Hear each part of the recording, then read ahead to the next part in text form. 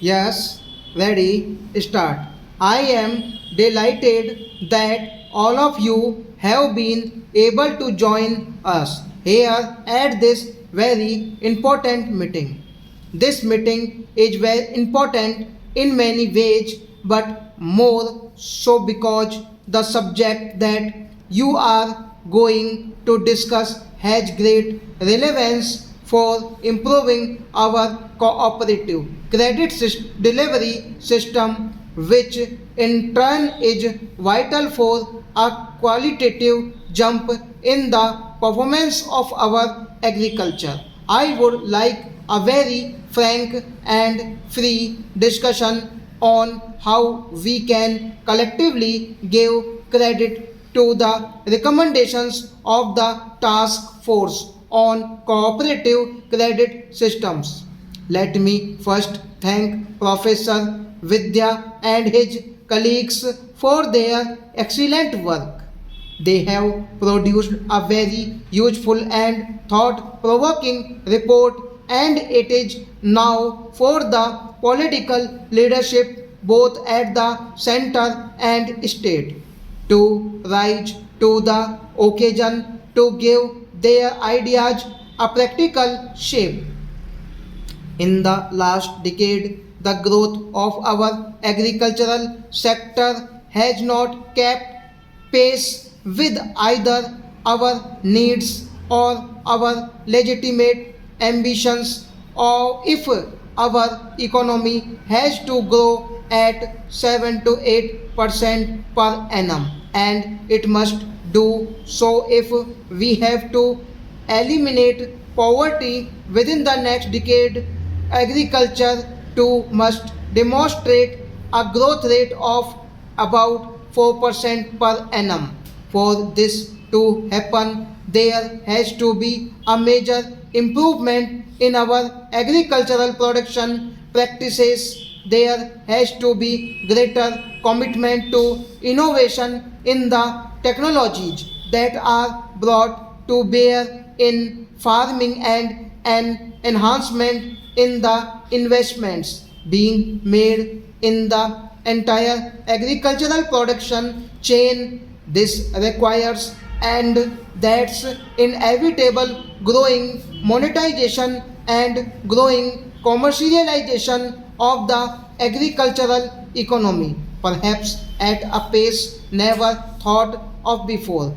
As our agricultural system gets commercialized with increasing participation of farmers in markets, not only for agricultural products but also for agricultural inputs, farming starts taking on a new commercial and economic meaning. In such a scenario, and I dare say that such a transformation of our agriculture is essential, e.g., availability of agricultural credit has a very important influence on agricultural production, on agricultural investment, and on technological upgradation of our agriculture. Therefore, we need to put in place a credit delivery system that is equal to the task and the challenges that our agricultural economy faces. In our institutional framework, agricultural credit was designed to be delivered through a multi-agency mechanism consisting of commercial banks, regional rural banks, and the cooperative credit system. This multi-agency mechanism worked well over a period of time. Cooperatives have played an important role in the delivery of credit to the farm sector and have oiled the wheels of the rural economy. The system, we must recognize, developed an unparalleled penetrative reach even in remote, far off areas. It is also clear that as compared to the commercial banks and regional rural banks.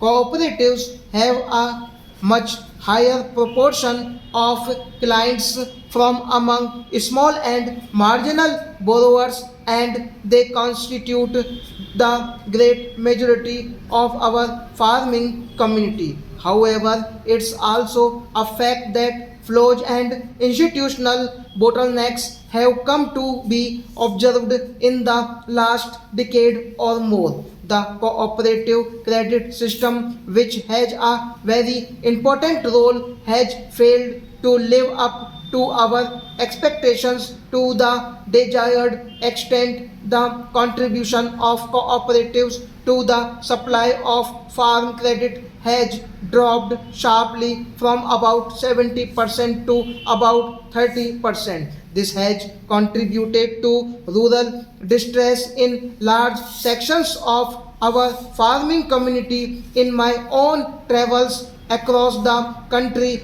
in rural areas, the problem of declining institutional credit for agriculture has been a common and persistent complaint of farmers in distress. This is why the National Common Minimum Program places significant emphasis not only on enhancing rural credit but also revitalizing the cooperative sector. We had set an ambitious target last year of doubling agricultural credit flow in 3 years, and we are on target so far. However, much more needs to be done. We need to ensure that the proportion of investment credit increases even as agricultural credit rises. We need to ensure that the needs of small and marginal farmers who are even more dependent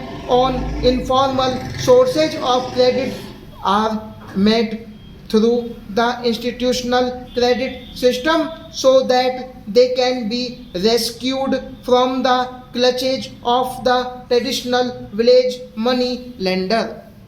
All this, of course, requires a strong, healthy, dynamic, and efficient cooperative credit system. Cooperatives may not have delivered as per our expectations, but they need to be revitalized and made effective. I recall in the early 50s, Professor D.R.